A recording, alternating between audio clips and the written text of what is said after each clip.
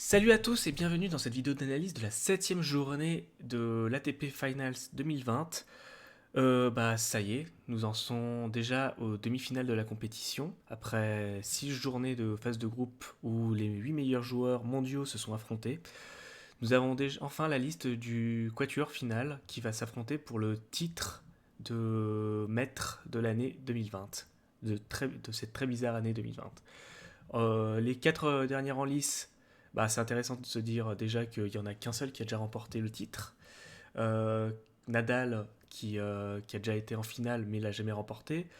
Tim, pareil, il a déjà été en finale. Medvedev, c'est sa deuxième participation et la première où il atteint la demi-finale. Et Djokovic qui en est déjà à 5 et qui aimerait bien remporter sa 6ème victoire afin d'égaler le record de Roger Federer. Avant de passer au match du jour, faisons un petit bilan de ce qui s'est passé hier et même de l'ensemble de la compétition juste avant. Donc, voilà ce qu'on a eu pour le moment. Donc, 12 matchs. Euh, je vais un petit peu remonter pour qu'on puisse voir. 12 matchs avec à la fin les deux derniers matchs qui sont passés hier, Djokovic-Zverev et Schwartzmann-Medvedev. Déjà, Djokovic-Zverev, même sans être excellent, Djokovic a réussi quand même à gagner. Un petit peu par miracle à 2-7, vu que Zverev s'était créé énormément de balles de break. En revanche, Medvedev-Schwartzmann, on aurait pu s'attendre à ce que Medvedev sabote son match comme l'avait fait Tim, mais au final, il réussit à l'emporter en 2-7, comme nous l'avions prévu hier, en prenant vraiment son match très au sérieux. Et surtout en breakant très rapidement dans les deux matchs. Ce qui fait que, et petite précision, c'est bien de le préciser, ça c'est que sur les 12 confrontations, j'ai eu des bons paris secs 11 fois. J'ai fait 11 sur 12 dans cette compétition. Ma seule erreur a été la victoire de Team contre Nadal, ce qui n'était pas facile à parier. Donc voilà, vous êtes dans la bonne chaîne de pronostics. Ce qui fait que du coup, en demi-finale, on a donc Medvedev, Nadal et Djokovic team, donc le premier contre le deuxième de chaque groupe. Ce qui est intéressant, c'est que du coup, les deux gros matchs qu'on a eu jusqu'à présent, c'était Medvedev, Djokovic et Team Nadal. Du coup, c'est un petit peu les deux adversaires qui ont switché. Et donc, on a une nouvelle confrontation entre le Big Three, comme on l'appelle, et la Next Gen, comme on l'appelle aussi, même si pour moi, Team n'est plus vraiment dans la Next Gen. Mais bon, c'est pour moi l'un des principaux concurrents pour la place de numéro un mondial. Maintenant, passons un petit peu à un bilan plus personnel sur la journée d'hier. Et pour le coup, même si je vous avais beaucoup mis en garde sur mes paris, on a très bien joué hier avec victoire de Djokovic contre Zverev. J'avais vu les 3 sets. Malheureusement, Djokovic s'est complètement cramé. Zverev s'est complètement cramé pardon, dès qu'il a eu des balles de break, ce qui nous gâche un petit peu la fête. Par contre, pour le coup, Medvedev, j'avais dit la victoire 2-0 de Medvedev en disant qu'il y avait de fortes chances qu'il ne gâche pas son match contre un de ses principaux rivaux. Le seul regret, c'est qu'on n'a pas eu les 10 aces pour Medvedev. Je crois qu'il s'est arrêté à 6.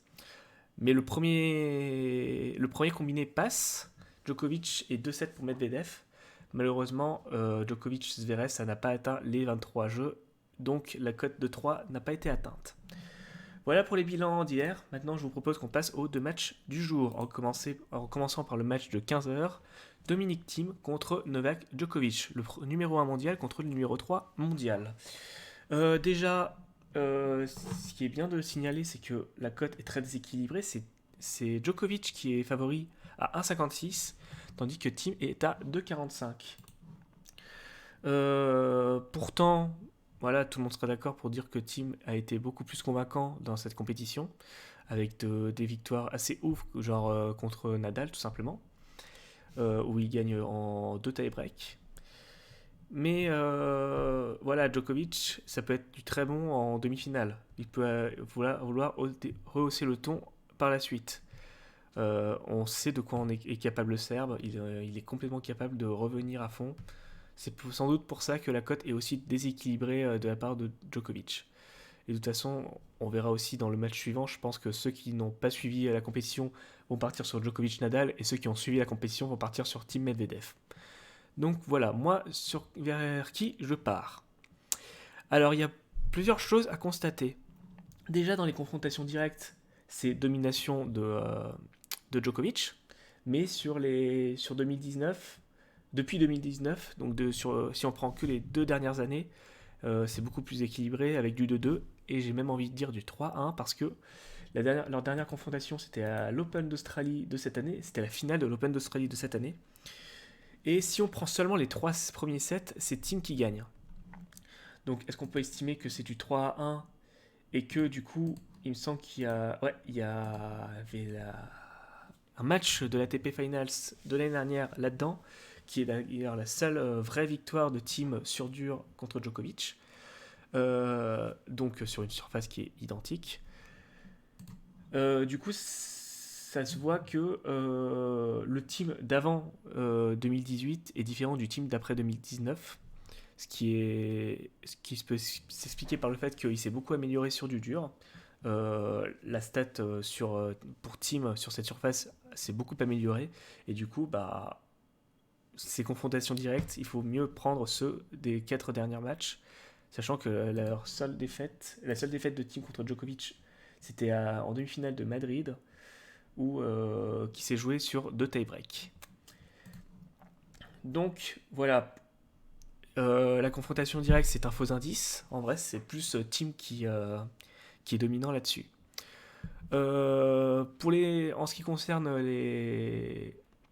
la compétition, dans la compétition, comme j'ai dit, Team a été très conquérant contre Rafael Nadal. Il a battu Tsitsipas plus difficilement lors de la première journée, mais il l'a battu. Et ce qui est bien de signaler aussi, c'est qu'il s'est fait battre par Rublev, pardon, dans le dernier match, ce qui lui a permis de se mettre en forme et de venir totalement avec, on pourrait dire, 3 jours de repos. Là où Djokovic a joué hier contre Zverev. Djokovic, lui, pour le coup, c'est très décevant. Il s'est fait battre en 2-7 par un Medvedev incroyable. Et c'était qui? C'était Schwartzmann, où il a gagné en 2-0, ce qui était un résultat logique. Mais à côté de ça, il y a aussi son match contre Zverev, où bah vraiment, malgré tout, malgré la victoire en 2-7, il a été très décevant, avec 3 doubles fautes. Il a eu énormément de fautes directes aussi. Et en fait, voilà, Zverev a eu 2 balles de break, a eu, oui, 2 balles de break du deuxième set. Et on pourrait dire que Djokovic a été présent seulement dans les points importants. Dans le reste, il a été même pas lambda en fait. Enfin, on le reconnaissait pas.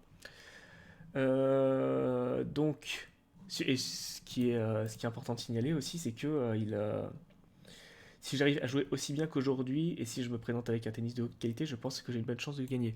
S'il considère qu'il a très bien joué contre Zverev, je pense qu'il va droit au mur contre Thiem. Donc, vous l'aurez deviné, pour moi, c'est Dominic Thiem qui remporte ce match. La cote à 2,45 est déjà pas mal. Mais j'ai même envie d'aller plus loin, et je vois complètement Dominic Thiem remporter sur Djokovic en 2-7. Et là, pour le coup, la cote est à 4.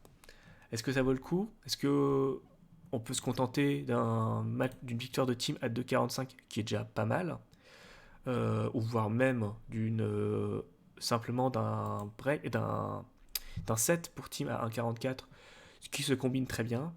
Voilà, je vous laisse faire votre tambouille de votre côté, et nous allons passer au deuxième match, qui est Daniil Medvedev contre Rafael Nadal, le deuxième mondial contre le quatrième mondial. Ouais.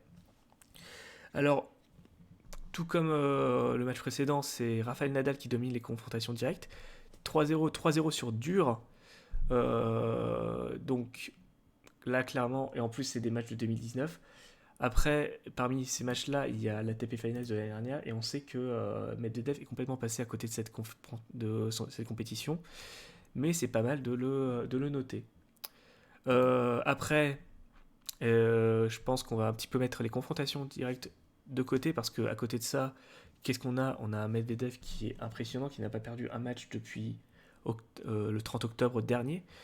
Son mois de novembre est oufissime, avec une victoire à Bercy et 3 matchs excellents lors de l'ATP Finals. C'est le seul joueur actuellement qui est invaincu d'ailleurs. Euh, donc clairement, la cote qui est beaucoup plus équilibrée à 1,75 pour Medvedev est complètement jouable. Et je pense que clairement, Medvedev va gagner son match. Par contre, au niveau du scénario, je ne vais pas vous envoyer vers un 2-0. Parce qu'à côté de ça, on a un Rafael Nadal qui est pas impressionnant, mais surprenant. Lui qui a plutôt un jeu purement terrien avec des slices à gogo. Là, il a un jeu qui s'apparente plus à un joueur de dur, avec beaucoup de montées au filet, beaucoup de gros services, etc. Simple indication, c'est que Nadal a fait 8 aces contre Tsitsipas avant-hier. Et 8 aces de la part du Mallorquin, c'est un chiffre qui est assez insolite. Ajoutez ça le fait que Medvedev a joué hier soir, euh, que Nadal peut le surprendre. Et pour moi, je pense que Rafael Nadal va réussir à lui prendre un set. Ce qui voudrait dire que on partirait sur une victoire 2-1 de Medvedev à 3,60. Vous pouvez aussi partir tout simplement sur les 3-7 à 1,98. Mais je pense que 2-1 pour ce match-là, 3,60, c'est jouable. Vous pouvez également envisager un autre pari, et on va revenir sur les aces, même si on n'a pas eu de chance ces derniers temps. Mais là, je pense que plus de 3,5 aces pour Rafael Nadal, c'est jouable, vu que, comme je vous ai dit, il en a planté 8 contre Tsitsipas. Il en a planté également seulement 2 contre Zverev. Oui, c'était bien Zverev. Oui, non, contre Rublev, il en a planté 2 seulement, mais il n'a pas eu besoin de hausser son niveau pour le battre. Et contre Team, pareil, seulement 2 aces contre un team qui est capable de déjouer les aces de l'adversaire. Par contre, si on remonte un petit peu à Paris-Bercy, donc certes une surface plus rapide, mais c'était un match, une compétition où Nadal était venu pour s'entraîner. Il en a planté 5 contre Zverev, il en a planté 7 contre Carreno Busta et seulement 3 contre Thompson. Mais je pense que les 4 aces contre Medvedev, il en est carrément capable, il va tenter de rehausser son jeu complètement.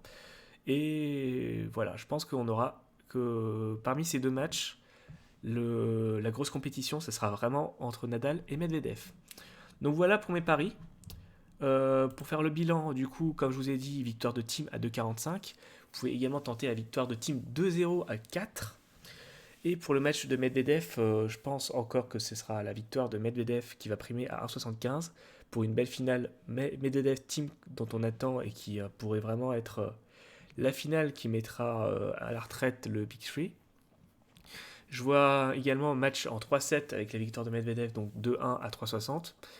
Et en pari vraiment annexe, c'est Nadal qui met au moins 4 aces à 1,65.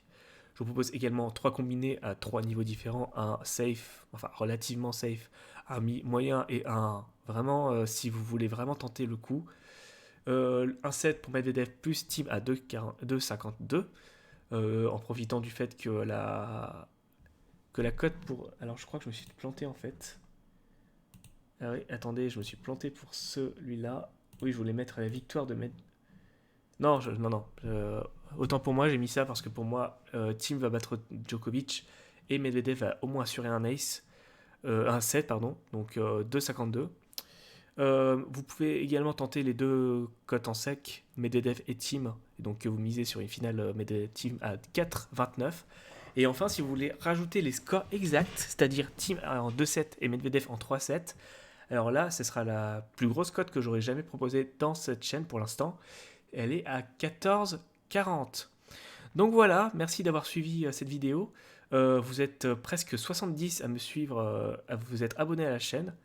Donc merci beaucoup et j'espère que ça va continuer. Même si la vidéo de hier a été postée très tard, j'ai eu 90 même vues là-dessus et c'est plutôt cool. J'espère qu'aujourd'hui on va exploser mon record qui est à 140 par vidéo, pour une vidéo. Dans tous les cas, évidemment, abonnez-vous, likez, mettez la petite cloche, tout ça, vous connaissez tout ça. Et puis évidemment, si je vous fais gagner des sous, partagez vos tickets en commentaire. Voilà, je vous dis donc bon week-end, passez un bon samedi et surtout de très bons matchs. Ciao!